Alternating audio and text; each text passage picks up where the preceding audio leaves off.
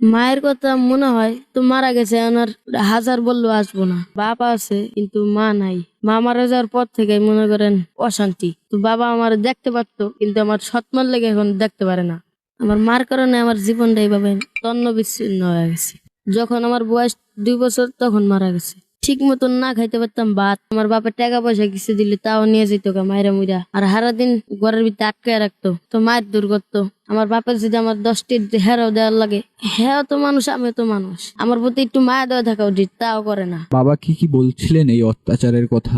বলছি অনেকবারই মারছে কিন্তু কোনো কাজ হয় না। মহিলা ভালো না, এই ঘরে না থাকা থেকে রাস্তায় থাকাই ভালো। রাস্তায় নিরাপদ, খাওয়ার কষ্ট, ঘুমানোর কষ্ট, রাতের বেলা মশাই কামড়ায়, পুলিশে দৌড়ান দেয়, ভারী দেয়, মারে। আমরা তো কিছু কইতে পারি না। করে এরা বড় মানুষ, কি কমু? আমরাও তো রক্তে ভরা মানুষ, কিন্তু আমাদের যে কষ্ট দেয় এটা ঠিক না। জুলুম, অত্যাচার, এটা খুব খারাপ।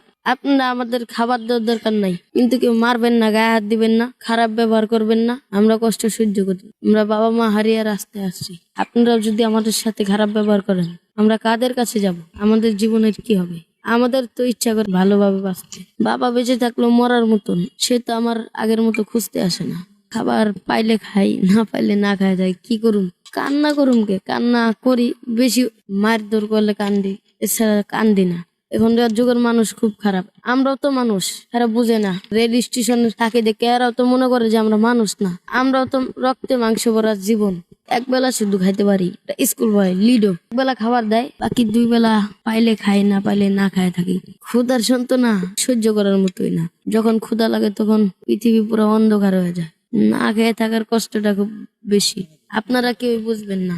আপনারা তো ভালোই 3 বেলা খেতে পারেন, বড় কিছু করতে পারি, গরিব মানুষগুলো হেল্প করতে পারি, এই পথে ঘাটে উঠতে যেতে পারে, এরকম কিছু।